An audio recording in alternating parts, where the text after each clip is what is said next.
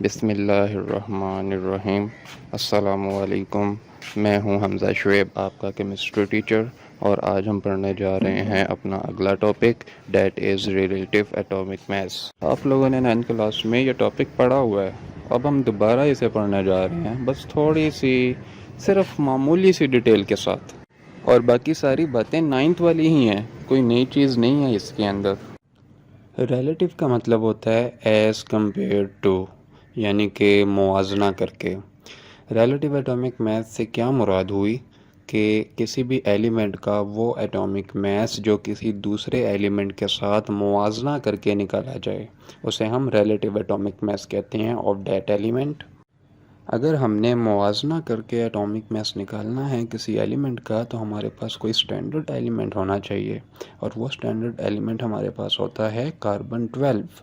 और कार्बन 12 का हम जो मास एज्यूम करते हैं वो हमारे पास होता है 12.0000 AMU। अब सवाल ये उठता है कि हम कार्बन 12 को ही क्यों स्टैंडर्ड एलिमेंट के तौर पर लेते हैं। इसकी बुनियादी तौर पर 3 वजूहात हैं, और वो ये हैं कि जितने भी ऑर्गेनिक कंपाउंड्स हैं उनके अंदर कार्बन एक एसेंशियल एलिमेंट होता है, यानी कि ऑर्गेनिक कंपाउंड्स में कार्बन जो है वो बहुत अबंडेंटली एग्जिस्ट करता है। And you know that millions of organic compounds are known today. और दूसरी जो वजह है वो इसकी स्टेबिलिटी है। कार्बन 12 की रिलेटिव अबंडेंस और स्टेबिलिटी इसके बकिया दो आइसोटॉप्स की निस्बत ज़्यादा होती है। जो कार्बन 12 आइसोटॉप है, it forms 98.93% of the carbon on earth, and it is found in the purest form. Do you know कि कार्बन से पहले ऑक्सीजन को और ऑक्सीजन से पहले हाइड्रोजन को ये स्टैंडर्ड एलिमेंट के तौर पर लेते थे, लेकिन अब हम कार्बन 12 को स्टैंडर्ड एलिमेंट के तौर पर इस्तेमाल करते हैं। रिलेटिव एटॉमिक मास का जो वर्ड है, इसको पार्टिकुलरली एलिमेंट के लिए इस्तेमाल किया जाता है।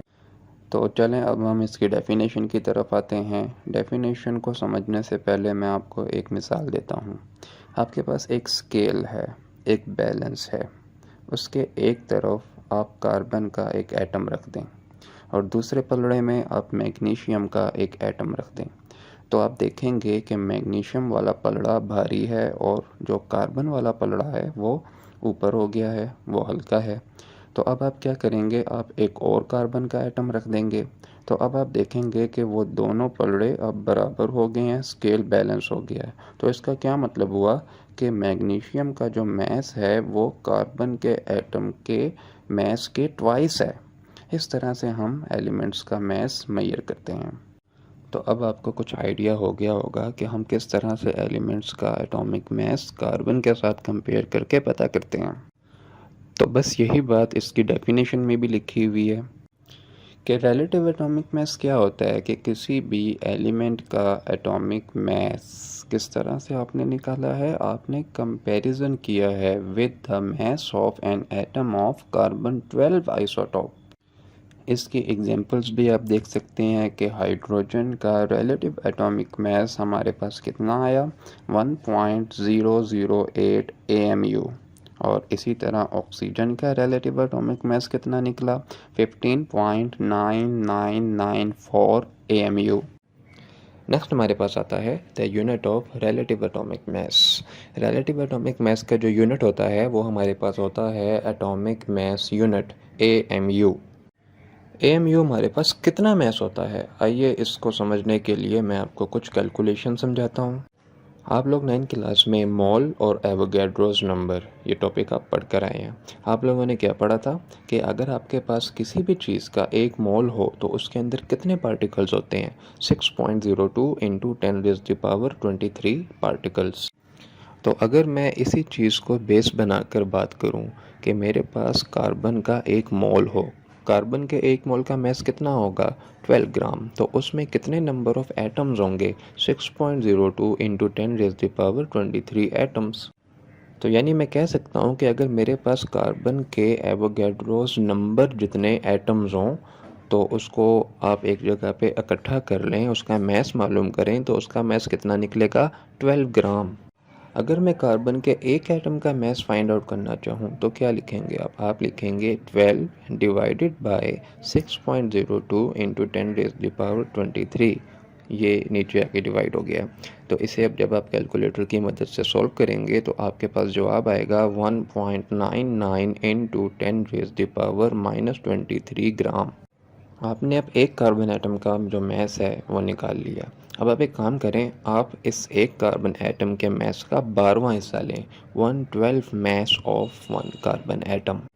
वो आप कैसे लेंगे? आपके पास ये जो आंसर आया है 1.99 इंटू 10⁻⁻23 ग्राम, आप इस आंसर को 1/12 से मल्टीप्लाई कर दें तो आपके पास जवाब आएगा 1.661 multiply by 10⁻⁻24 gram.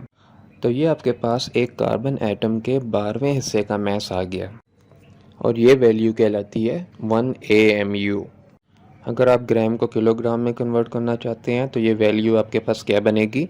1 AMU is equal to 1.661 into 10⁻⁻27 kg। और ये MCQ में अक्सर इस तरह के क्वेश्चन आ जाते हैं। तो आप AMU की डेफिनेशन कैसे करेंगे कि 1/12 mass of one carbon atom is called 1 AMU। ये था हमारा आज का लेक्चर। खुश रहें, खुश रखें। अल्लाह ताला से दुआ है कि वो आपको हमेशा अपने हिफ्ज़ व अमान में रखे। इंशाल्लाह मुलाकात होगी अगले लेक्चर में। तब तक के लिए अल्लाह हाफिज़।